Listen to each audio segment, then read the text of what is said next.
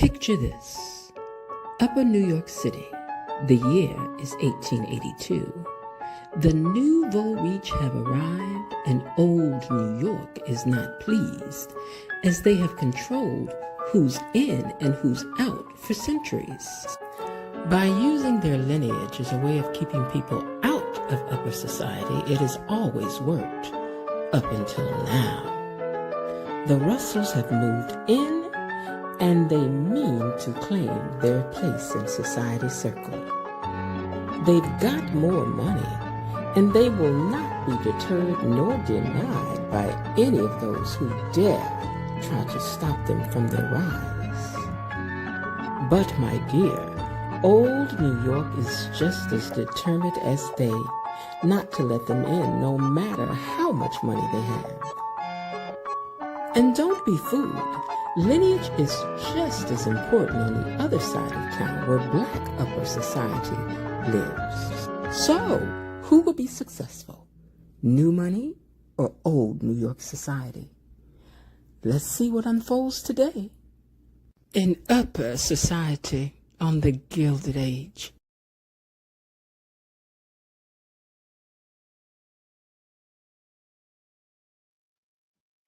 Welcome back to our review recap of Gilded Age. This would be season 3, episode 3, entitled "Love Is Never Easy." Okay, again, this did not let me upload all these pictures, and they're all over the place because StreamYard was tripping again. All right, let me get my screen back small the way it's supposed to be, and let's jump into it. I hope everybody's doing pretty good. I enjoyed hanging with y'all earlier. It was noise. Oh, thank you about the picture, Linda. I'm gonna do a different one because I don't know about that one. And I want my circle to be this color. I don't know how to change the color of my circle. I don't like the color of this circle.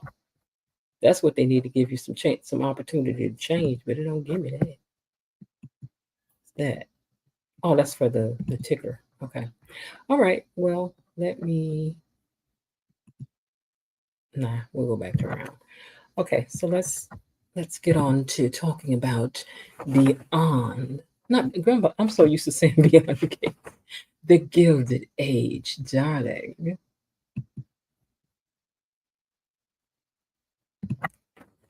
Watching George Russell and the Duke's lawyer, whom he's brought all the way from America to negotiate over the terms of the money his daughter will be given, is quite interesting. Marriage is indeed a union and a business. And in these times, a woman's inheritance was controlled by her husband, and in Britain, even more so than in America. The Duke wants more, and George is already offering a rather handsome dowry. But as with many of the marriages of this time, the money that rich American women had would be brought to the table in order for them to take it back to England so that they would be able to keep their families' generous estates afloat. And that's exactly what the Duke of Buckingham intends to do in the case of Miss Gladys Russell and all her cheddar. But I digress. I'm trying to be proper. Okay, well, anyway. Um, let's see. Okay, and it was supposed to keep the family's estate afloat for the coming years. So one could only hope to have a man who did not gamble or who did not drink their fortune away. George, being a very shrewd businessman, was not intent to be taken advantage of by this duke. George warns him to quit while he's ahead, and the duke tried to try his hand with a threat of public humiliation for the family. What if it fails and then they're laughed at in society? George could care less. This is only something that Gladys would be concerned about. George don't care. Now, let's see. So this guy realizes that The Russells want him at their daughter's husband, George chose him. Okay, so the problem is that his wife Gladys has done all this promising about what the Duke could get, how much George would give him, and George is like, "You bet on the wrong thing because I control the purse strings here, sir, and whatever she doesn't get, whatever's given will be at my whim." And we're talking about hundreds of thousands of dollars that are being given to his daughter to take back to another country to keep their stuff afloat. Well, Bertha is the wife of George Russell. They're the new money that has moved into this part of town. And as we said in the opening, old society was not open to new money because, you have to have some pedigree to move about around here. Okay. They got money, but they don't have no pedigree. But they got money. They have more money than most of the people with the pedigree. The Duke leaves because he's upset. He's upset that he did not get the money that he wanted to pilfer off these people, in my opinion. That's all he was trying to do, was do a little pilfering, in my opinion. But George was not his man. He was like, "Okay, we'll see you later. Bye." Okay, bye. See you later. Now, what their daughter hopes is that she hopes that this means that she won't have to marry this man because she don't want him. She don't even know him. She in love with Billy. Another Bill. How you like that? Okay, so she's in love with Billy. But her mother has already run Billy and his entire family off, talked about them like scarlet dogs, and told them that under no circumstance would her daughter be marrying them. And if he did, she would ruin them financially. And Bertha meant what she said. But Gladys hopes that this means that she doesn't have to marry this guy. Now, Marion, who is the neighbor to the Russells across the street, was also there for this event that happened at the house when they were getting the Duke together and whatnot. And once everyone leaves out of the room, she and Larry are left alone. And Larry decides that he wants to kiss her. And as he does, her mother's lady's maid walks in and goes, "Oh, I'm so sorry. I did not know you were in there." But this also means that she now has to report this to her lady, my lady. She has to report it to my lady. I mean, I saw your son locking lips with the girl across the street. I got to tell my lady. Any good lady's maid job is not just to dress her lady. It is also to let her know any gossip that she hears that could cause any problems for the family. So you know she's going to tell. With a smile on her face and very pleasantly. But she going to tell. Once she leaves out, though, Larry confesses that he loves Marion. "I love you." And she's like, "Oh, they've been liking each other since they met." Even though Larry was catting around in town for a while with an old lady, he done calmed down and now he realized he really likes Marion. Marion. Well, George tried once again to sit with the Duke and have a conversation about this money. And he offers this time to invest some of the money and that the interest from it would be paid to Gladys twice a year, but it will be paid directly to her. And the Duke is like, "How does that benefit me?" And George said, "I don't like the way you're talking in here, sir. See, that's not how you talk to someone's father. Don't do that." Yeah. Okay, you're about to mess it up, if you will. So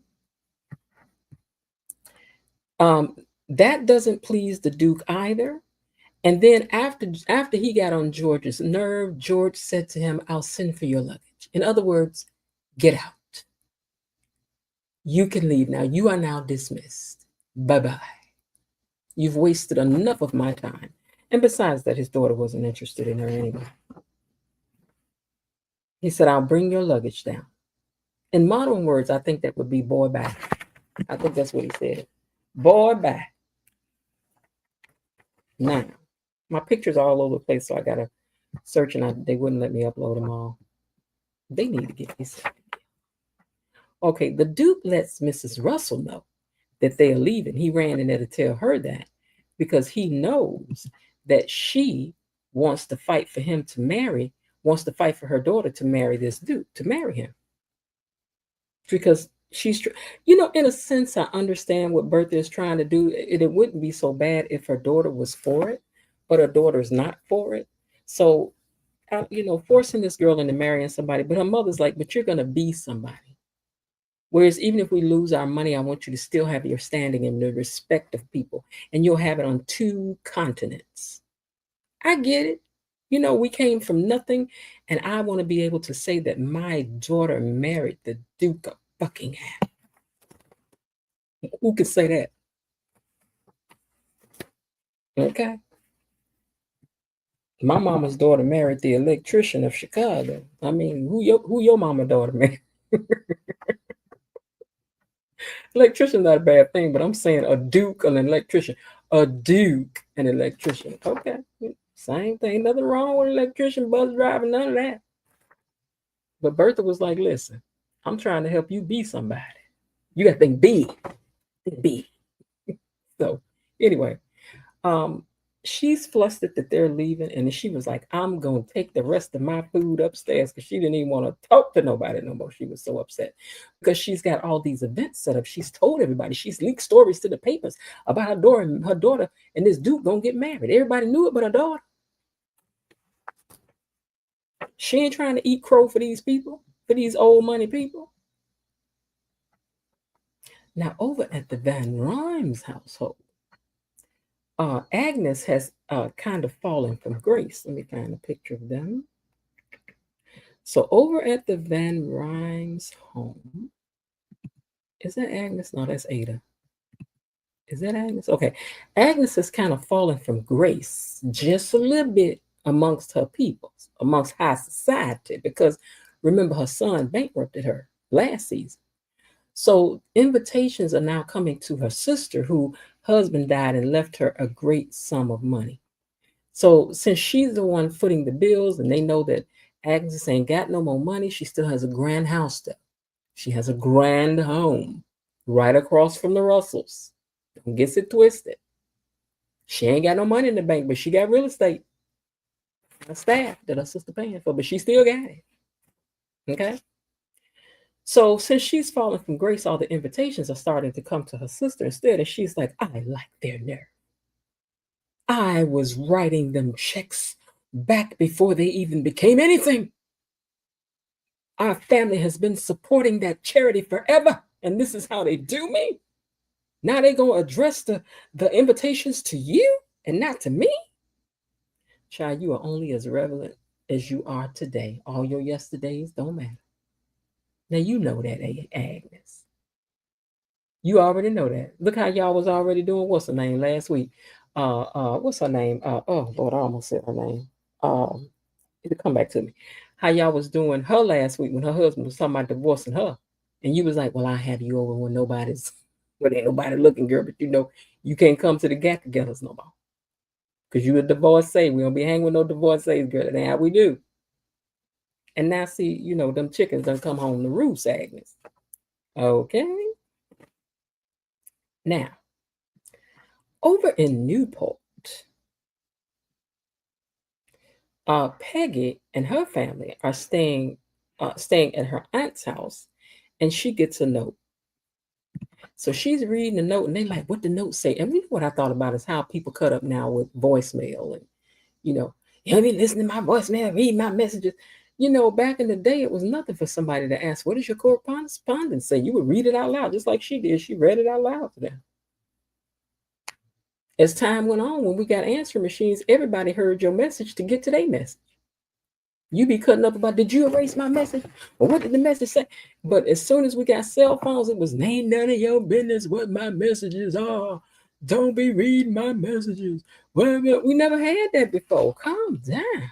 But anyway, she got a letter, and it's from Dr. Kirkland, that nice doctor that came to take care of her. I like her outfit. It's very bright and cheerful. That, they got house servants over there too. She over there working at the other woman house there, but they got men servants in there. Just like they do, okay, just saying. But they don't know that. But anyway, she's reading the note, and they have a house on Poplar Street. Her aunt says, her aunt is like, they have a house on Poplar Street. And she's like, okay. She's like, you have to write him back right away. And may I say, the aunt was a bag of fun. I really liked her. She was a lot of fun. Now, Marion is back home from the charity that she's not working at, but she working at, but she working at, but she not working at. Because we know at this time a lady could not have a job. She's talking about not a lady of society. You don't work. You may do charity, but you may not accept work. Oh my God. Mm-mm. So their footman Jack is also in the room, and they ask him about how things are going with his clock. And he says, I think it's going okay. You know, we have some meetings. And so Agnes says to him, she says, you know, Jack, they may have you thinking so, but money doesn't buy happiness. I hope you know that. And he said, well, I'd like to find out for myself. I heard that.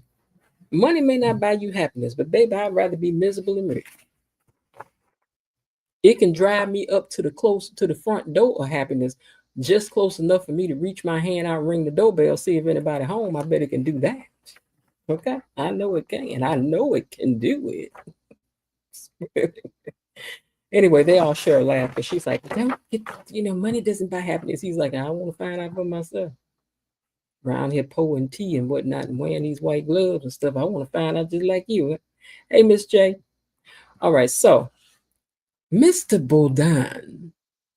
You know, in the first season, Mr. Bourdain was he was French. You know, he's talking in French, and it turns out that he was from Wyoming. So now he's speaking in his real voice. I miss him talking with the French accent. I wish they would just let him do it. Ain't nobody got to know. Ain't nobody got to know. But he's in there talking to Mrs. Bruce, this lady here, whom he's fallen in love with. But he was married, estranged from his wife, but married. And he's telling her that he got the card back. I mean, he got a card, and it made him think about how they were young and they were in love at that time. He's like, not that we were in love with each other, but it made me think back to two younger people in their youth, and they really clicked with each other. She wasn't bothered by that, you know. So they talk about that, but they've been estranged for so long, all these years. So he wasn't free, but he is now. He is. Now the lady's maid does indeed run to give my lady them receipts about her son down there locking lips with Marion in the room when there was nobody in there. I mean, that's her job to tell it. She got to tell it. She got to tell it. So she's in there letting her know. She's like, Madame, I know that, but your son was downstairs kissing with Miss Marion from across the street, no? Okay. They were locking lips, no?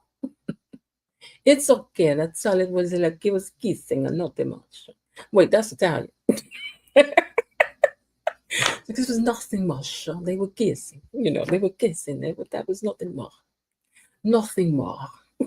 So, and she's like, oh, okay. But you know, Bertha, she going to keep that in her back pocket in case she ever need to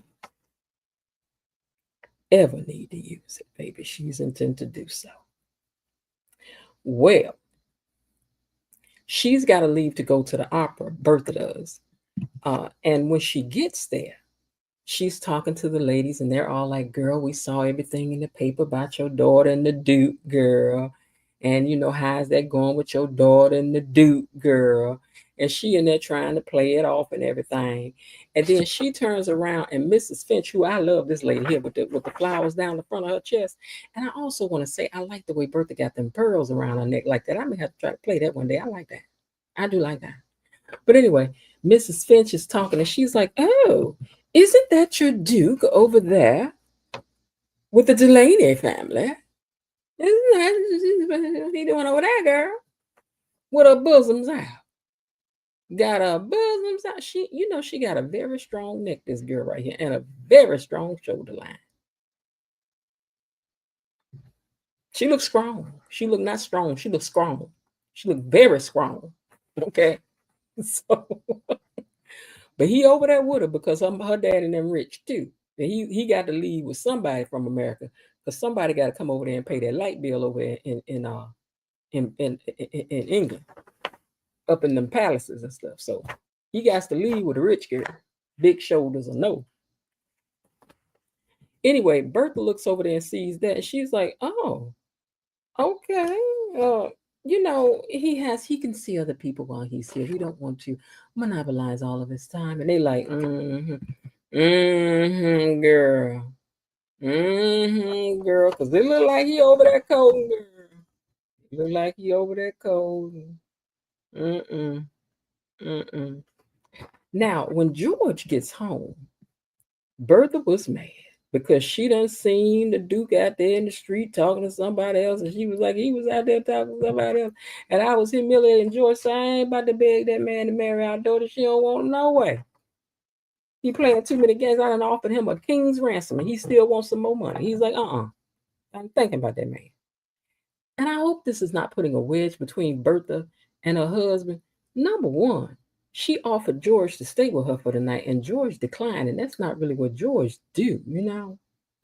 And then later on, was it me?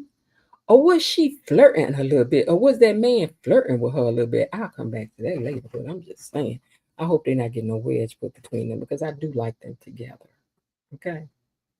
Now, he said he was tired and he's going on to bed. And I think he's partially sick of her right now. She done got on his nerve officially. I think Bertha has officially got on George's nerve and he is over it. That's what I think. Okay. Now, Gladys does at least have her brother to talk to. So that's a good thing. Let me find that picture. Sorry, they're not in order, but StreamYard was StreamYarding today. So I have to find it. Hold on. So Gladys does at least have her brother to talk to. Where's this picture when he came to her bedroom to talk? I think that's interesting though too that at this age they can still talk in their rooms while she's in the bed. I would think they would. That's very improper. You to be here talking to your brother in your nightgown. So at least she does have him. Maybe that picture didn't upload because I don't see it. Give me another second, y'all. Hold on.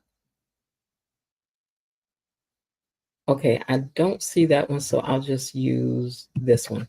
So Gladys still has her brother to talk to, so she asks him to go and talk to Billy and see if Billy still love her or not. Girl, Billy gone. He gone, girl. Your mama done scared them people off. It's over. You can forget that. Forget it. Forget it. Forget it.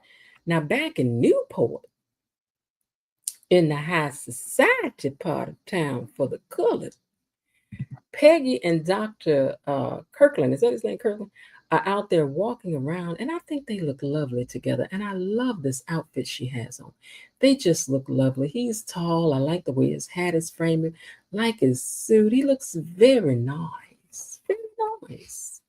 And they the cutest little couple together. But girl, we'll come back to that because you got your own Black Bertha to deal with, girl. But anyway. So they're walking on the waterfront and they're talking and they seem to be well matched. His family has always had a home in Newport. And let us not forget that all of New York also vacations in Newport, well, rich New York, vacations in Newport. So everybody's rich here, black and white. So now the doctor wants to meet her family. Yeah, the costumes are amazing. The doctor wants to meet her family, and they're having a party at his family's home. So he tells her to bring her entire family so that they can party. Ooh, girl, he like you. He like you, girl. You better grab that arm tight, girl. Grab that arm tight. Now, Ada is worried that everybody okay, Ada, let me get to her picture. Child, because Ada, you on my nerve this season, girl. You done got this little 75 cent and can't nobody tell you nothing no more. But Ada has gotten worried that none of the household has pledged to not drink no liquor. And she don't understand why. She says, I just don't understand. And when Agnes hears that her own lady's maid has taken the pledge, she was like, wait a minute, what you said? My lady's maid took the pledge. Call her up here right now. So she calls her up there and she was like, I'm sorry, did you sign that pledge saying that you ain't drinking no liquor? because you work for me. And she said, well, I did sign it. She's like, well, what you sign it for? She was like, well, I don't drink no way. So I just feel like, it was okay to sign it. And Agnes was like, okay, then go ahead on. Go ahead. Go ahead. Go ahead. Go ahead. Go ahead.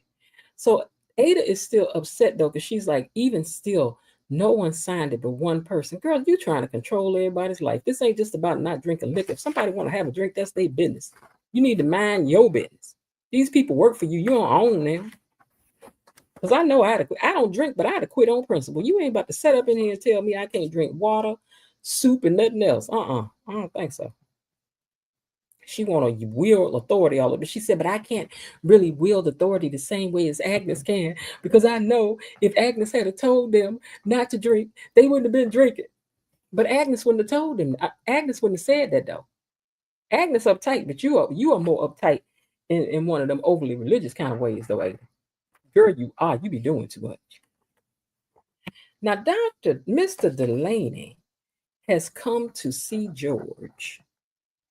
But when he gets there, George wasn't there. Let me find this picture. Hold on, you guys. Okay. Okay. So when he gets there, George isn't there. Bertha actually sent for Mr. Delaney. This was his daughter that the Duke was out with last night. And then George had told her that he had saved the Delaney's in their banking with their banks last year. He was like, so he said, if it wasn't for me, they'd have been sweeping off our stairs if it hadn't been for that. So she was thinking, well, now I can use that as leverage to threaten him that we might ruin him financially. So she calls the man, right? So when he gets there, he was like, this is quite irregular. It is quite irregular for a married woman to be, summoning another man to her home for a private meeting. This was not done in that kind of society. Just not proper. It's not proper. So Bertha wants to try to throw her weight around and shake that Duke loose from his daughter's clutches. And she tried to imply that his financial issues his financial issues, could be in jeopardy. And she gets to the point of his daughter, and she gets to the point of his daughter, and if he will let her marry the Duke, because she's like, your finances could be on the jeopardy. And is you gonna let your daughter marry that Duke? Do you want that Duke for your daughter? And then he told her, he said, oh, so I take it that you've talked to your husband and he told you that he had to save my bank last year. But what you may not realize, and I don't think your husband does either, is that I also have holdings in manufacturing and in shipping. So I can afford to buy a Duke or two and I'd be just all right. That bank was that bank. But my other money is my other money. I am paid, ma'am. I'm very rich. Very rich. He wanted her to know I'm solvent. Okay. So she was like, oh, okay. I didn't realize. Okay. I didn't know you had it like that. Okay. He says, but let me also tell you this, because after a bumpy start, they settled down and they actually kind of click with each other. And he told her, he said, I don't want the Duke for my daughter, because I want my daughter to marry somebody that she loves. I would hope that you would want the same thing for yours. And I don't want the Duke. My daughter don't want the Duke. You ain't got nothing to worry about. So Bertha was happy to hear that. So, sidebar too, though. What I was thinking about Bertha was, that's what I was saying. Yeah, I did catch him flirting. And I caught Bertha catching it. She was catching what he was throwing. She was. May I have your card, Mr. Delaney? He was like, sure. And then he told her before he left, he said, I find you far more interesting than that Duke. And I wish you knew that you were far more interesting than that Duke. And you know what, Bertha, I'm gonna tell you something about you. You and your old lady's maid, old paint face, what's her name? What is her name? Turner. Y'all got a lot in common, because you ain't none too good to jump ships on George if he should end up losing everything. Is that the setup? Because, girl, you wouldn't care what the people said. You'll snatch somebody's husband, just like Aurora Fane's husband. That was her name. I was trying to think of her earlier. Just like Aurora Fane's husband, that woman snatched him right in the broad daylight and strutting around in front of everybody. Bertha, you ain't none too good. And he owed money. I think so. Okay, so anyway, yeah, I saw them flirting, and that is so unbirtha-like. Huh. All right, so because I know that she's not willing to slide down in society. Bertha is never intend to slide back down to normal. Bertha will never slide back down to normal. Not Bertha Russell. She'll be Bertha Delaney before she do. That's not gonna happen. Because money bags were sure enough flirting.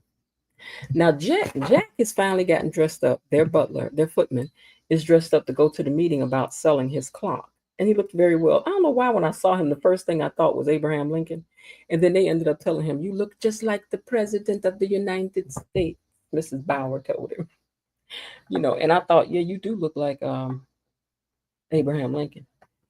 You do. And that stove hat and everything. So he looks very dapper. He's ready to go to his meeting and talk money about his invention, because he does need to do the talking. And I'm glad he didn't let that man leave him behind. And this week, the episode, because I'm going to also try to get episode 4 out so that by Sunday I'm caught up. Okay, because I want to be caught up by Sunday so that the next thing I'm reviewing is episode 5. Okay.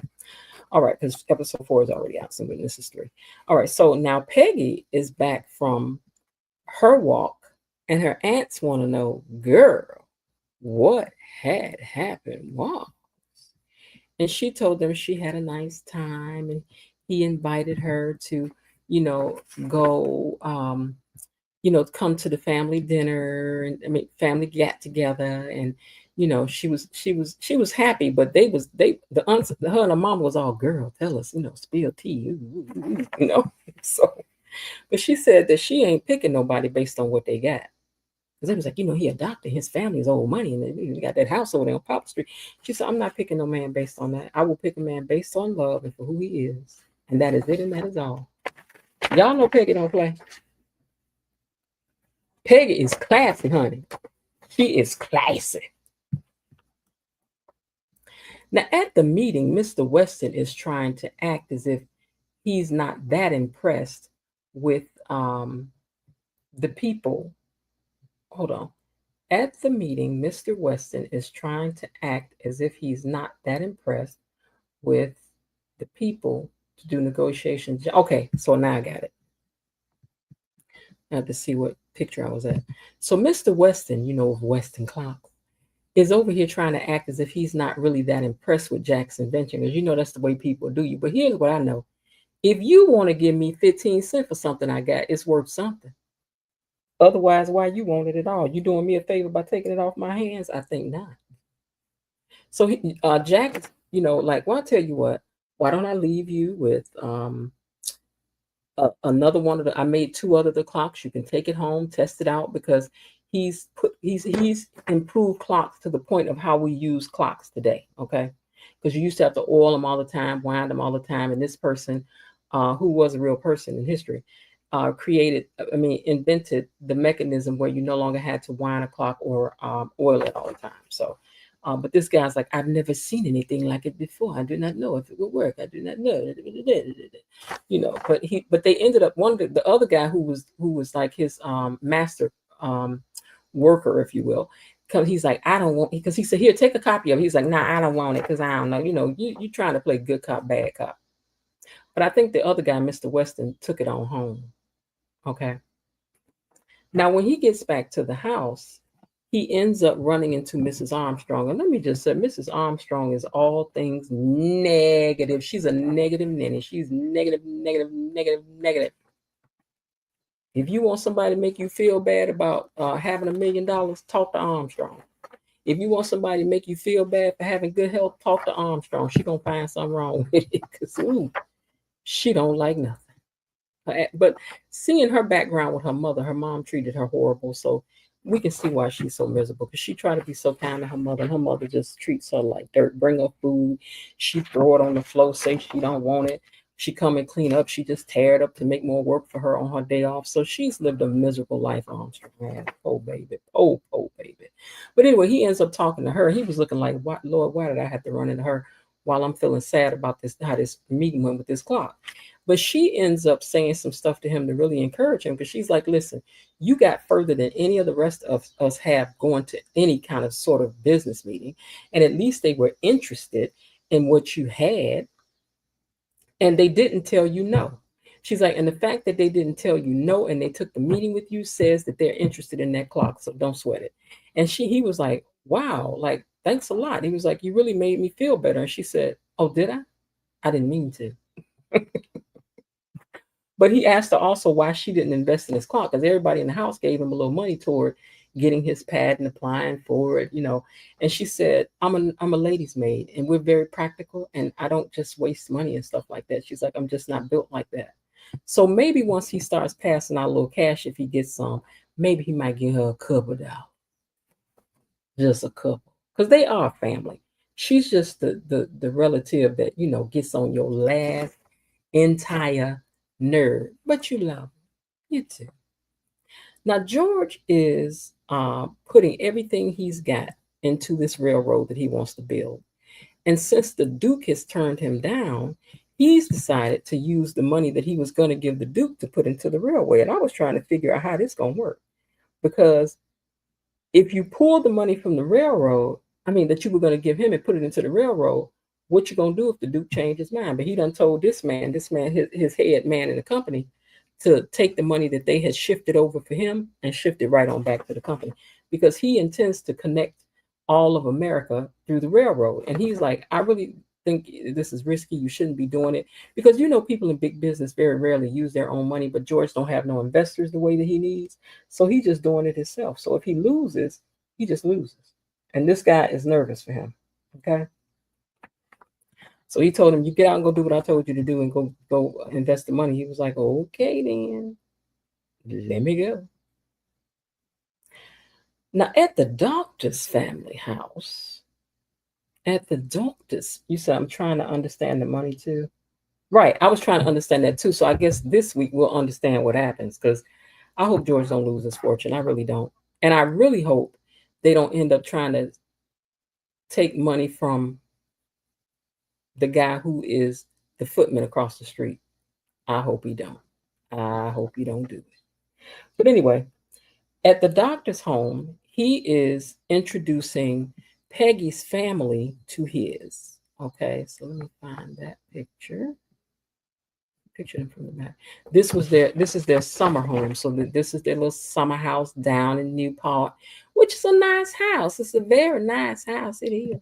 So they're in there talking, and you know, I'm gonna tell you something. I didn't had to be amongst the really uppity black people too, and I'm just saying, because I'm just speaking for the uppity black ones that I had to be around. Baby, when they uppity and we black, baby, we is uppity, and boring.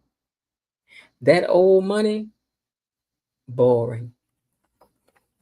You know, I went to school and I got my third degree in such and so and so. What did you do? What are you driving? What kind of investments have you made? Oh, I've done such and so and so. These ain't the kind of family reunions I was used to being at. You know, we in there talking loud and playing cards and hee and tee and they over here playing who got more. I did not like it. I did not like it. I did not like it. I did not like it. It wasn't no fun. It was boring. Not to say everybody's like that, but it was boring. Okay. But baby Felicia, Claire Huxtable, clocked in for this role. Excuse me, dear, what is it that you do?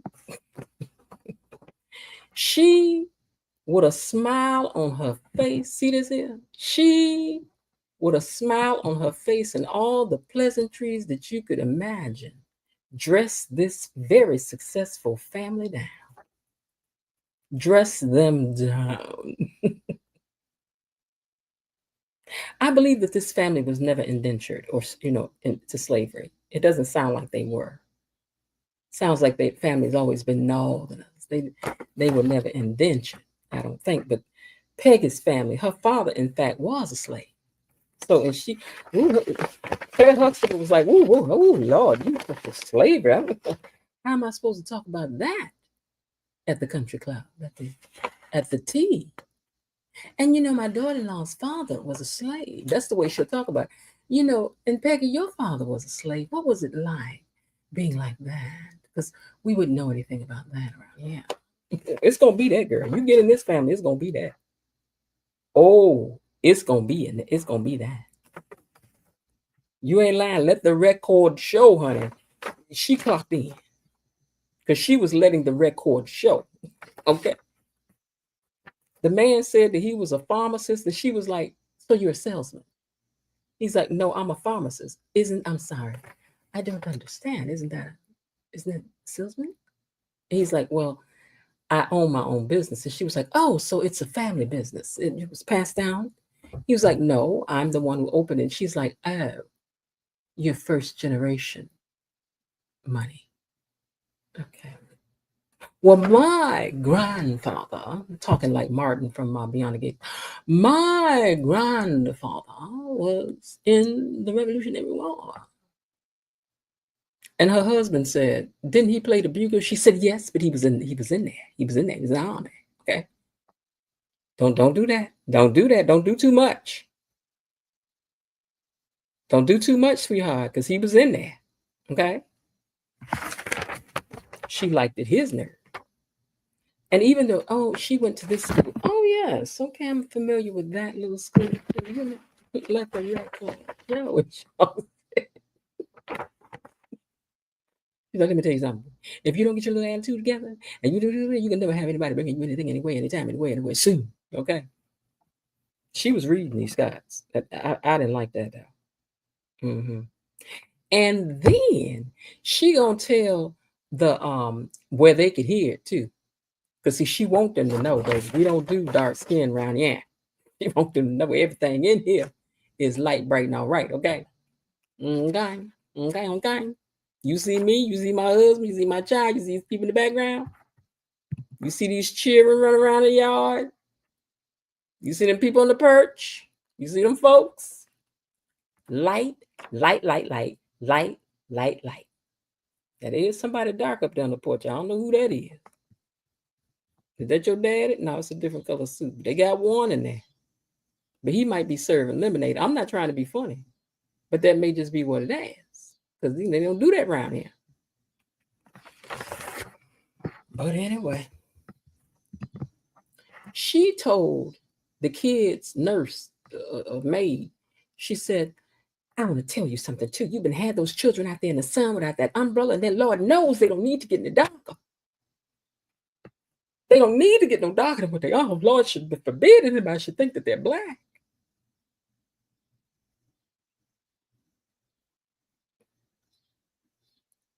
Now we like you better as Claire Huxtable, but we still love you, Felicia.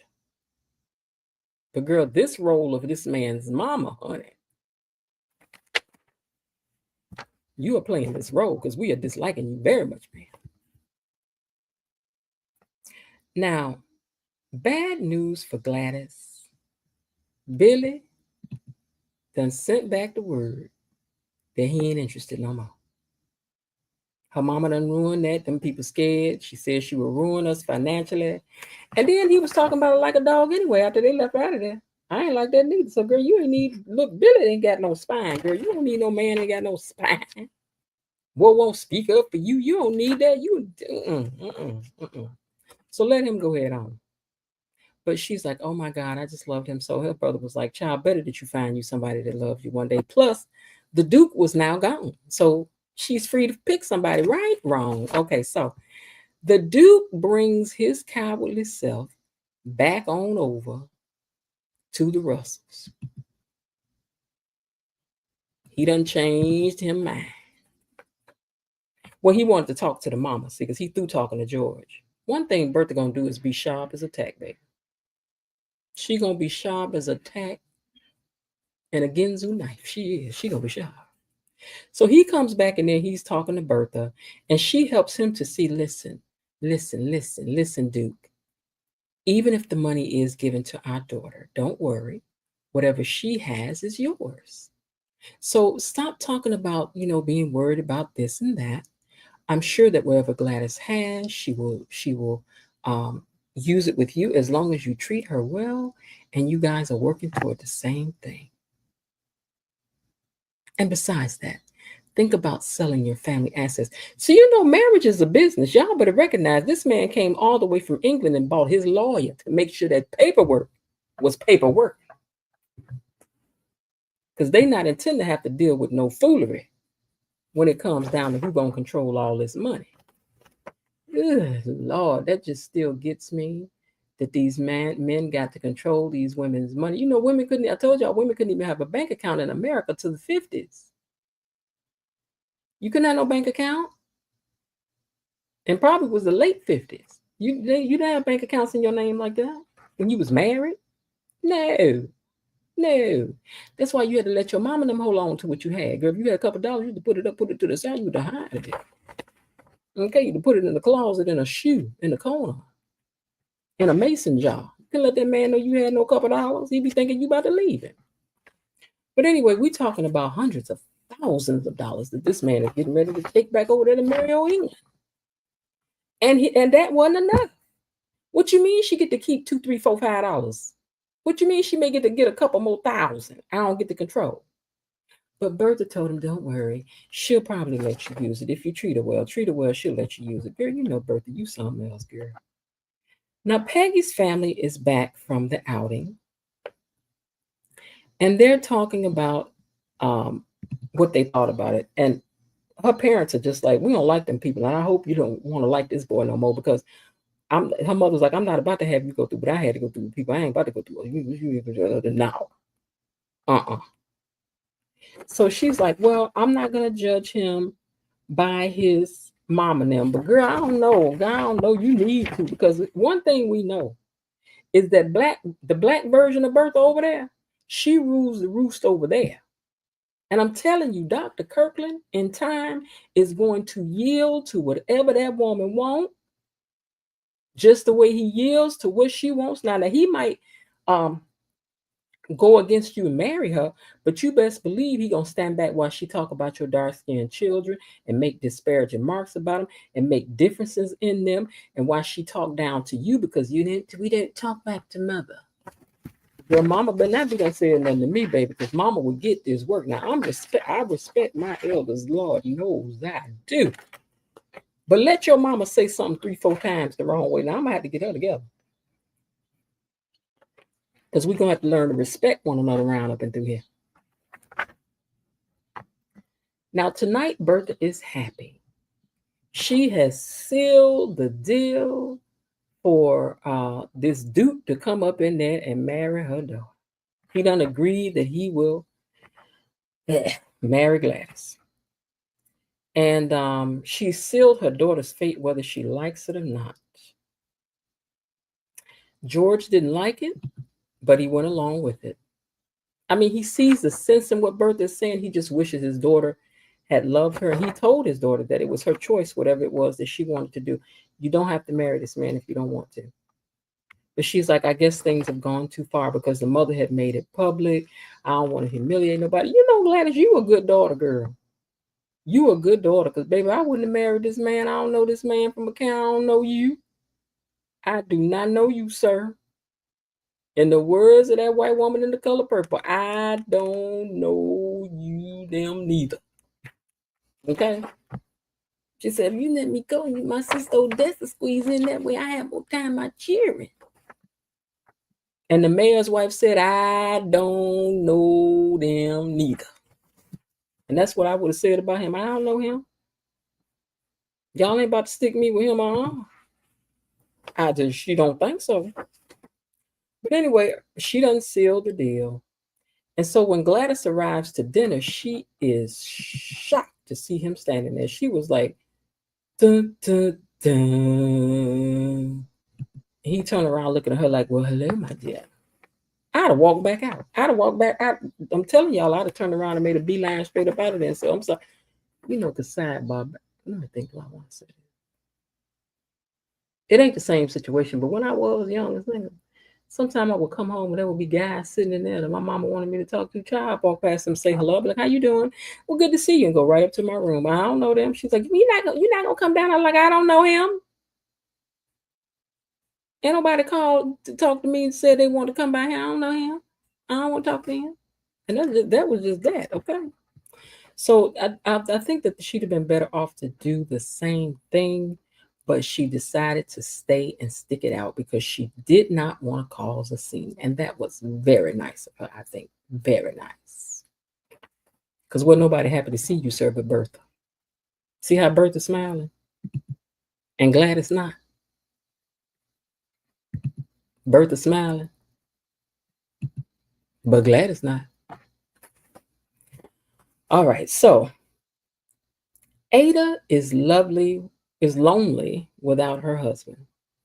So she wanders downstairs to talk to Mrs. Bauer because she didn't see nobody else. She just wanted to ask the staff, like, why y'all didn't sign the pledge? Girl, you just doing too much over this doggone pledge. But she down there talking to Miss Bauer, and she's like, I just miss my husband, and I wanted to do something that would make him proud. And Mrs. Bauer says, but I'm sure he is, madam. At least you have us talking about it.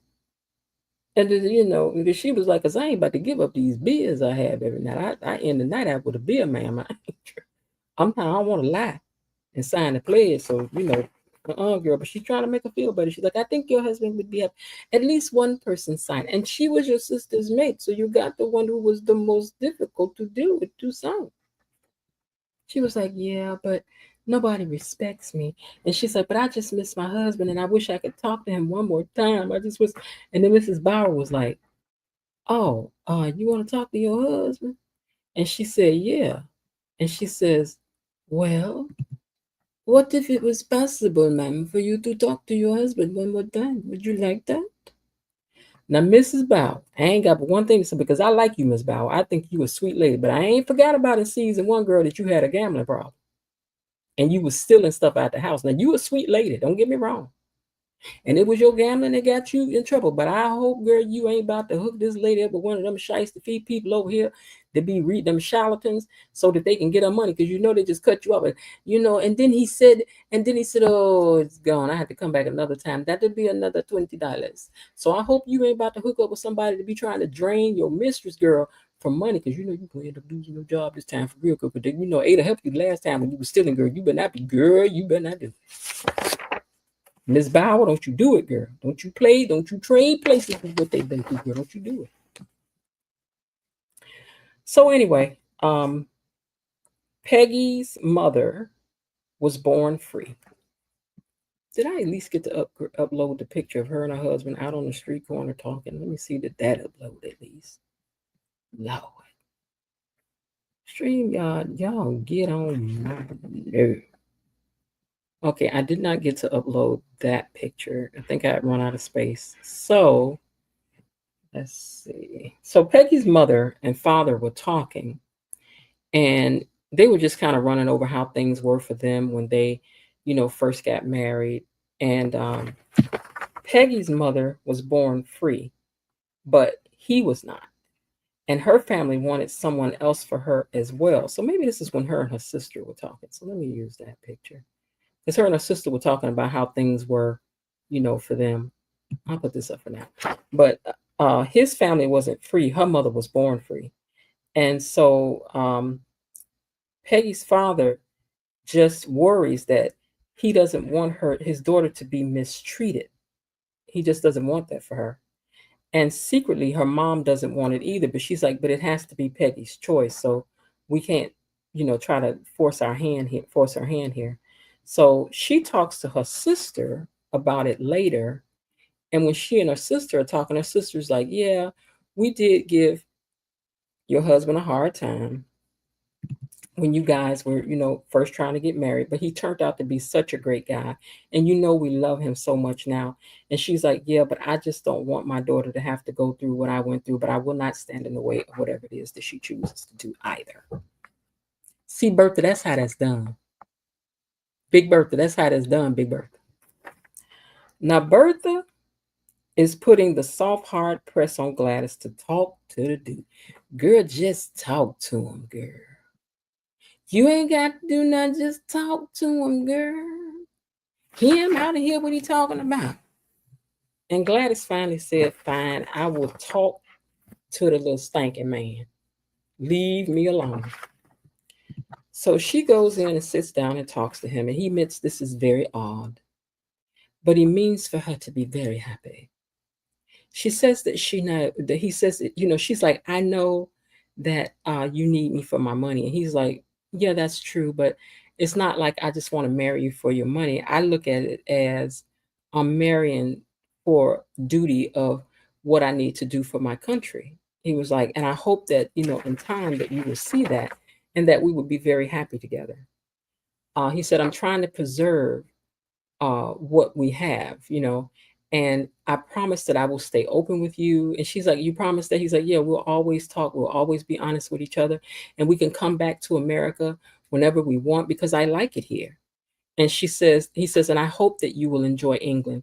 And after they talk, they decide that they are engaged. He better be nice to her because I low key don't like him. That's the way he did some things in the next episode. I ain't like. I don't get ahead of myself, but I don't like that. But anyway, they decide that they will be married and that she will be one of the most influential women in history. Her mother is thinking, Gladys, you're going to do great things. I get it, but it would have been nice if you let her get to know him and like him. Then that would have been made all the difference in the world, Big Bertha. Now, at the portrait reveal, which is quite magnificent, we must admit. And now this is a vestibule. You're going to have one. This is a vestibule. Okay. The vestibule is vestibuling. Okay. But they unveiled the painting by this very famous painter to this day because they use the real person in history. The people are clapping and they're all very happy. And then they go up and they announce to the crowd that they are engaged. And she starts fidgeting with a necklace around her neck, a choker of pearls that she's wearing, and the pearls end up falling to the floor, rolling all over the place. And child, I hope this is not a sign of things to come, but let us hope indeed. Well, that was the end of this episode of Beyond. I'm so used to reviewing Beyond the Gate of the Gilded Age.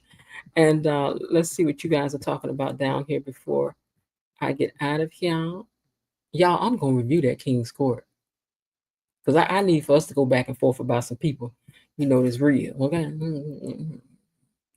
All right, so Linda is in here. Thank you, Linda, for being here. Below DD, she says, look at that photo. Oh, that photo that I created. I was like, let me create me a photo for when I'm reviewing this show. Okay, I want a different one because this one looked a little too dark for me. I want something a little bright on. But anyway, let's see who else is down there. So we got Below DD down there. And y'all are like, poor, the Duke is a scoundrel. I think he is a scoundrel. Poor Gladys. Most men back then were money hungry. Yes, they were. That's why they would marry some of the ugly women to get their money. I'd have been like, I know I'm ugly, but you ain't about to get my money. Women didn't stand a chance and didn't. Bertha is the wife of George Russell, the man who built the railroads in America. I think they're supposed to mirror the Vanderbilts. Is that true? Okay. D. Hereford in the house. If you watch Downton Abbey, Lord Grantham married, right, Cora, who was American for her money, but he loved her, right? He said he grew to love her. He said he didn't really love her at first. He said, but I grew to love you very much. And he did. He was very crazy about her. And they made a beautiful family. I love Downton Abbey. Cora and Lord Grantham until later. She was definitely a dollar princess. Oh, that's a term. I like that. Billy was a scallywag in Bertha's eyes. Yes, he was, honey. She was like, get on out our yard, young man. Get on, get on. Veronica, hey, Veronica says that I love Downton. I love Downton Abbey. I do too. I love to watch that. I'm looking forward to the movie. Are you guys? I wanted to go see. They had the clothes going around, and it was here for a while, but I didn't get to go see it. I wanted to go see the clothing that they have that goes on tour. I don't know if I liked him together. We'll see it. Yeah, I don't know. The Duke got my spidey senses tingling. I don't know about this Duke now. I guess she's so savage. She's so savage about it. George needs to rein her in a little bit. Yeah. Based on the previews, things are gonna blow up in Bertha's face. Yeah. Bertha only wants. Yeah, I'm waiting for them to put that clip out. Bertha only wants the prestige for herself. What if Gladys turns out to be lonely and miserable? Yeah, because she all the way over there in Mario, England. Ain't like she can pick up the phone and say, Mama, oh, she got to send a letter. That's going to take 19 days and 17 weeks and a month. And she's going to end up just that. Okay. Yes, the storyline comes from the Vanderbilt's real life story of the daughter, Consuelo, who had a miserable life. Oh, Lord.